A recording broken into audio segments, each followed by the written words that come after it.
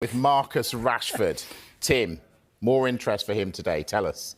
Yeah, Borussia Dortmund, the latest team to show an interest in Marcus Rashford, the Manchester United forward. We understand that he's an option for them in this transfer window. Juventus are also interested in him. We told you yesterday that AC Milan had an interest and they are having internal discussions about whether or not to pursue that interest.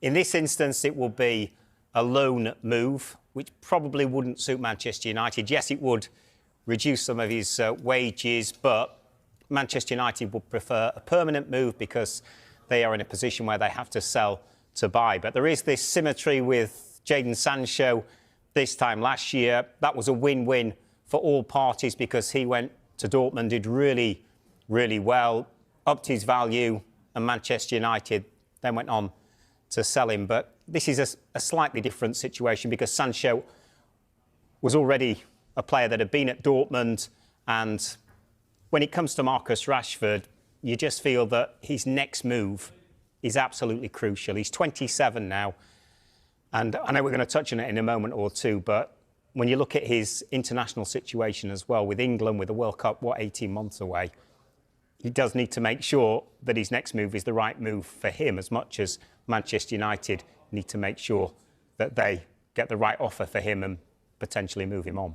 Rob, explain why Aston Villa are in amongst all of this. Yeah, it's a really interesting one. Mike, how many times over the years have you and I talked about the domino effect in transfer windows, and that if one transfer happens, it can lead to others? I think there's a bit of that going on here, because we know that Aston Villa are in negotiations for Daniel Marlon, the Borussia Dortmund forward. So, of course, if Borussia Dortmund can get Marcus Rashford in, another forward, a very high-ranking, very highly thought of forward, they may be more inclined to allow Marlon to leave for Aston Villa. But my understanding is that the two clubs are some way apart in terms of evaluation on Marlon at the moment. Talks are continuing. There's by no means broken down, but it may go later in the window, this one. Villa's most recent offer was around £15 million, about 18 million euros. It sounds as though Dortmund have upped the asking price a little bit. Often happens when a Premier League club comes in for you, especially one with Villa's wealth and the success they've been enjoying recently. It looks like Dortmund are looking for something closer to £25 million, 30 million euros. So there's a big gap between the two. But I think Villa will be looking a little bit at Rashford and saying, well, let's just see what happens there, because there may be a glut of quality forward players that Dortmund have, and that might make our negotiation a little bit easier in the days and weeks to come. Well, Tim, you touched on this. You both cover England, have covered England for us. What does Rashford have to do to impress Thomas Tuchel? He has to play, first and foremost. I think he has to play with a smile on his face. He has to show the form that he's shown at times at Manchester United, but not often enough and not recently enough. And I think he has to show that he wants to be on the plane for the next World Cup, because potentially he could be a big asset for England.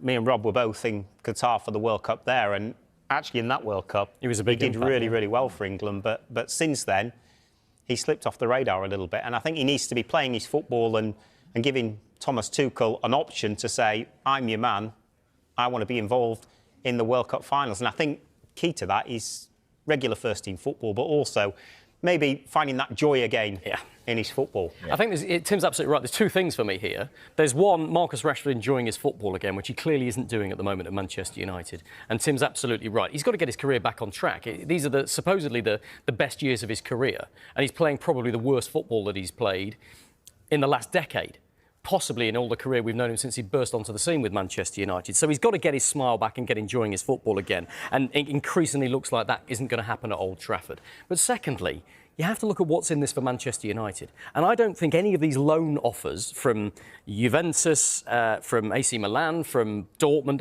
are options for Manchester United. I don't think they appeal, because I would suspect that all of those clubs are saying, yeah, we'll take him on loan, but we want you to pay a big chunk of his wages. Well, what's in it for Manchester United? They need to clear some funds for a rebuild under Ruben Amorim. They're not going to do that by losing a bit of Marcus Rashford's wages, a portion of his wages. I think it's almost a non-starter. I really do. I can't see Manchester United wanting to go for it, and I think Amorim will nip it in the bud pretty quickly. I think the message from Old Trafford to all of these clubs are, yeah, absolutely, we'll listen to offers for Marcus Rashford. If you want to take him on loan, there has to be an obligation to buy him in the summer, or something a bit more concrete than just, yeah, we'll take him on loan, you pay half his wages. I just don't think that's a goer. Absolutely. All right, now, right, let's talk Casemiro then. We began the show saying he is happy to get out of Manchester United.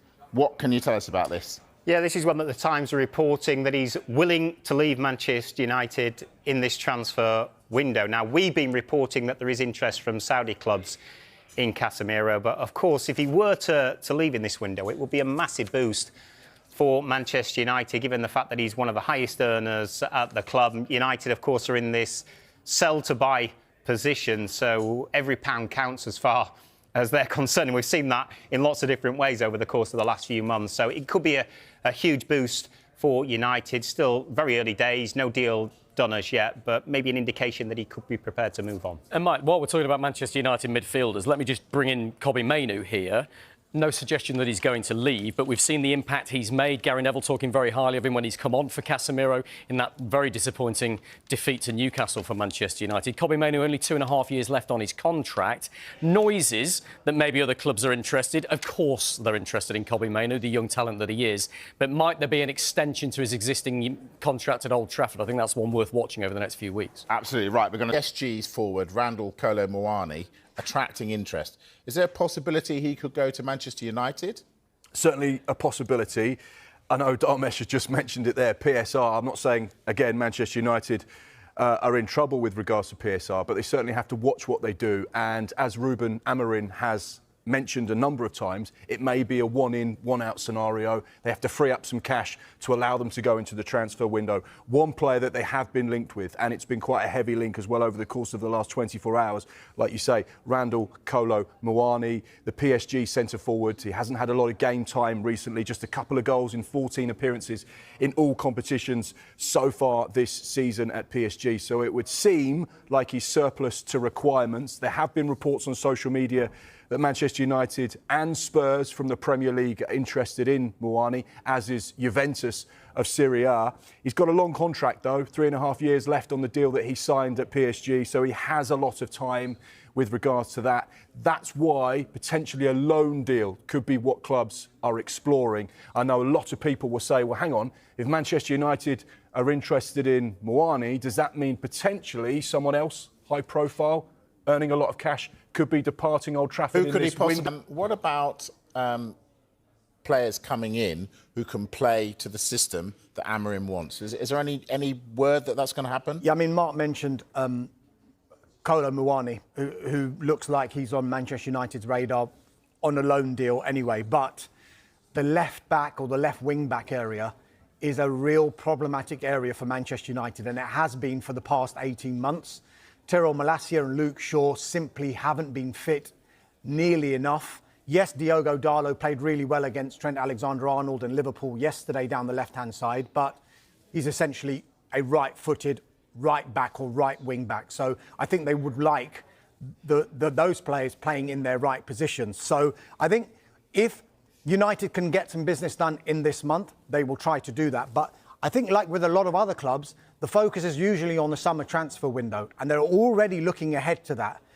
One player that they have been doing due diligence on is the PSG left back, left wing back, Nuno Mendes, the Portugal international. He's entered the final 18 months of his contract at PSG, and talks over a new contract have so far failed to find a resolution.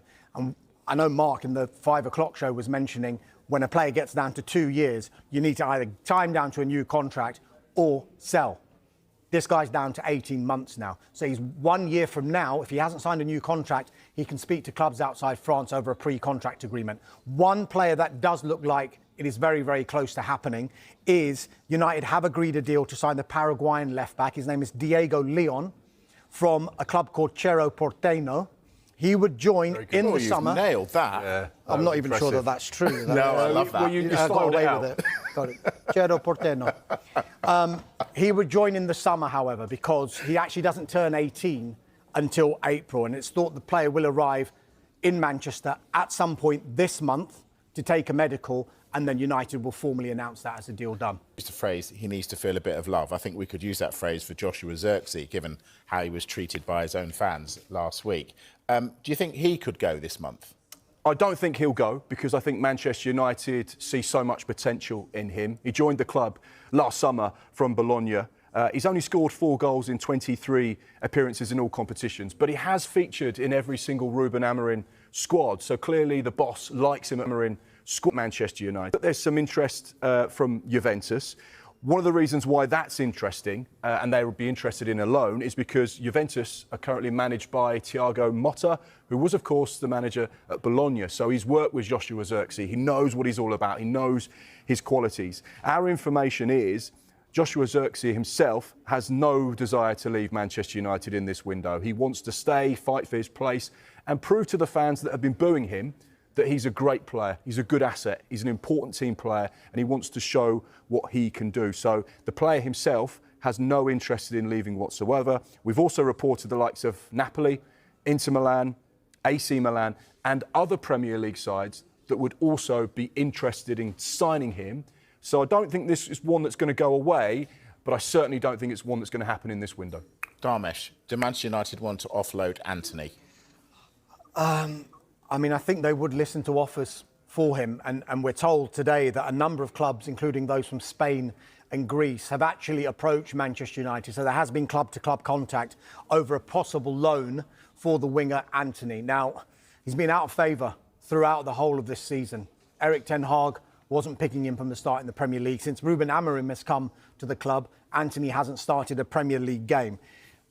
So they will, I think, consider offers for Anthony. It could be seen as the same way as what we saw with Sancho and what we saw with Rashford, because the value of Anthony, if they were to sell him now, nowhere near the £82 million that they spent back in 2022 to Ajax. So I think with that in mind, if he's not going to be featuring under Ruben Amorim, if he was to go away and maybe perform well, then maybe he can enhance his market value a little bit more, and then they can revisit. In the whirlwind of the January transfer window, Manchester United finds itself at the center of several high-profile transfer rumors and confirmations.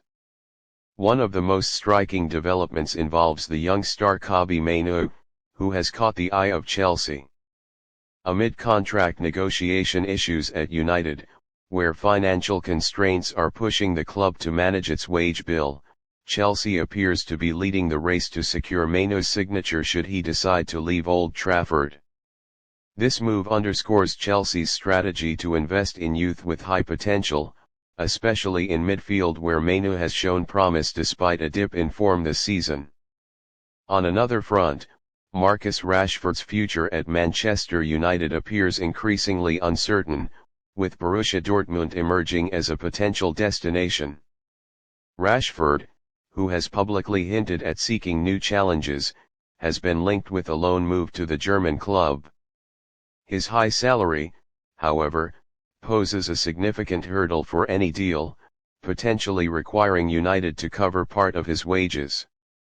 This scenario mirrors the club's recent transaction with Dortmund involving Jadon Sancho, suggesting a pattern in dealing with squad players who need a change of scenery. The most definitive news from the United camp is Casemiro's confirmed exit. The Brazilian midfielder, whose form has waned and whose high wages are a burden on the club's finances, is set to depart for the Saudi Pro League.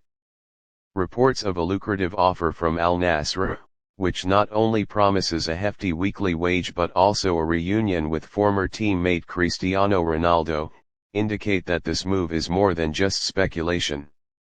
This transfer aligns with Manchester United's broader strategy to offload high earners and comply with profit and sustainability regulations. As the transfer window progresses, these developments highlight Manchester United's efforts to reshape the squad under financial constraints while aiming to maintain competitive integrity. Each move, whether it's nurturing young talent, managing high-profile exits, or navigating complex loan deals, illustrates the intricate balance between squad management, financial health, and football ambition at one of the world's most storied clubs.